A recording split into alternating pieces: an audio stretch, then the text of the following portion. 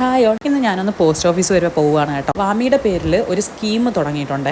സ്കീമിന്റെ പേരൊന്നും എനിക്ക് കറക്റ്റ് പറഞ്ഞു തരാൻ അറിഞ്ഞൂടാ കേട്ടോ. കാരണം അതിന്റെ ഉമ്മ ഇനിഷ്യേറ്റീവ് എടുത്ത് തുടങ്ങിയതാണ് കേട്ടോ. പോസ്റ്റ് ഓഫീസിൽ PMൻ്റെത് തുടങ്ങാൻ കുഞ്ഞിന് ആധാറും എല്ലാം വേണം. ഞാൻ ഇതുവരെ ആധാർ എടുത്തിട്ടില്ല. അതിന് നിഷാദ് ഇവിടെ നാട്ടിൽ നിൽക്കണം. അപ്പോൾ ആ നിഷാദിനെ കിട്ടിയില്ല കേട്ടോ. അങ്ങനെ ഞാൻ പോസ്റ്റ് ഓഫീസിൽ വന്ന് പൈസയൊക്കെ അടച്ചു. എന്നിട്ട് ഇനി എനിക്ക് നേരെ ക്യുക്സയിലോട്ട് പോകണം കേട്ടോ. ക്യുക്സയിൽ ചെന്ന് പർച്ചേസിംഗ് ഒക്കെ കഴിഞ്ഞപ്പോഴത്തേക്കും ഞാൻ വിചാരിച്ച എന്താ നിഷാദിന്റെ വീട്ടിലും കൂടി പോകാമെന്ന്. അങ്ങനെ നിഷാദിന്റെ വീട്ടിൽ ചെന്നിട്ട് അവിടെ നിന്ന് എനിക്കൊരു ഐറ്റം എടുക്കാനുണ്ടായിരുന്നു കേട്ടോ. ഈ ഐറ്റം എന്ന് പറയുന്നത് വേറൊന്നുമില്ല കേട്ടോ. ബ്രോഡ്വേന്ന് ഞാനൊരു മാല വാങ്ങിച്ചിട്ടുണ്ടായിരുന്നേ. അപ്പോൾ ആ മാല വീട്ടിലായിപ്പോയി. അത് വാങ്ങാൻ വേണ്ടി പോയതാണ്.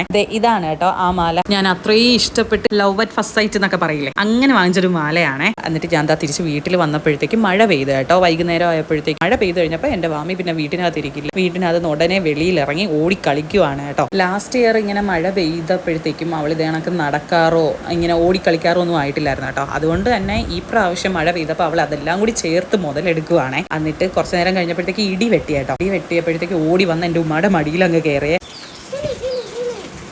ആൾക്ക് മഴയൊക്കെ ഭയങ്കര പേടിയായിരുന്നു കേട്ടോ. പിന്നെ ഈ ചെറിയ ചെറിയ മഴയൊക്കെ പെയ്യുമ്പോഴത്തേക്കും ഞങ്ങൾ കൊണ്ടുപോയി ഇങ്ങനെ നനച്ചാണ് ആ പേടിയൊക്കെ മാറിയത്. അപ്പോൾ ഇന്നത്തേക്ക് ഇത്രയേ ഉള്ളൂ. ബൈ.